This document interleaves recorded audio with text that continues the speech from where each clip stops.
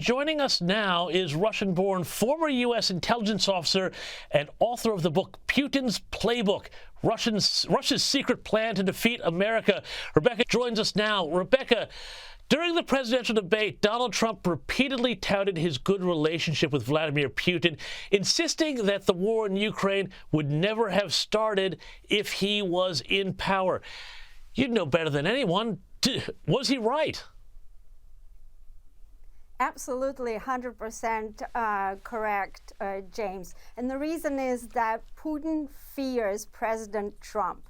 He fears him because President Trump, despite the fact that he never disparaged Putin publicly, Trump pursued the most robust anti-Russia policy since Ronald Reagan. Specifically, President Trump took several policy measures that demonstrated to Putin that Trump understands his anti-U.S. warfighting strategy, which I described in the book at the unclassified level. For example, Trump stood up the U.S. Space Forces. The Russians stood up theirs in 2001. It took 18 years for the U.S. to stand up ours. The reason Trump did that is because it counters Putin's space warfare strategy. Trump also authorized the deployment of a tactical nuclear warhead, sea-launched on a cruise missile, and that countered or at least mitigated Putin's nuclear strategy. So Putin knew he cannot mess with Trump. But there was one interesting bit there during the debate, Rebecca, when Trump seemed to avoid saying whether or not he wanted Ukraine to win. And some people thought, gee, what does that mean here? Why is he being a little coy about this? What was your take? What's your assessment of that?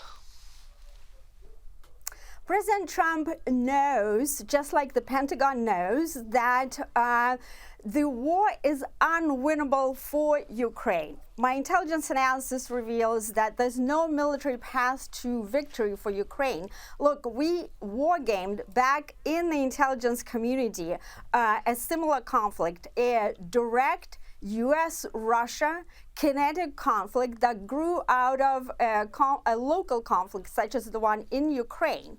And so the reason why there's no military path to victory for Ukraine is because the combat potential of Russia just overwhelmingly outweighs that of Ukraine.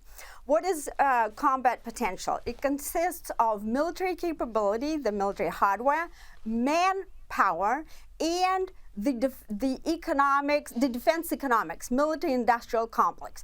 Putin transitioned his military and economy 7 years prior to the invasion. And the Pentagon itself considers Russia a near-peer competitor to U.S. military, meaning that it's on par with U.S. military. So what the Pentagon is trying to do is simply weaken Russia's military, using Ukraine as a human shield to protect NATO and the Europeans who refuse to pay for their own defense, even though I personally briefed NATO in 2013, just months prior to Putin's invasion of Crimea.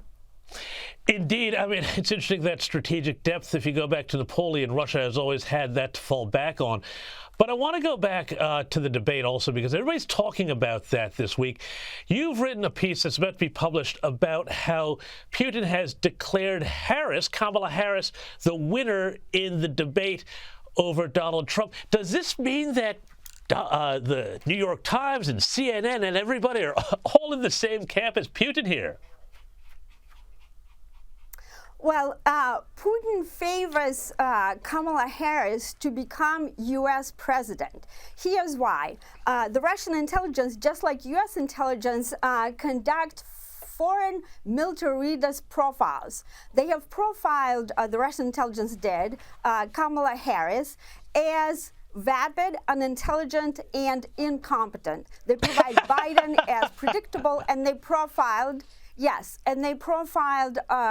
Trump as unpredictable and very difficult to read and manipulate and outplay.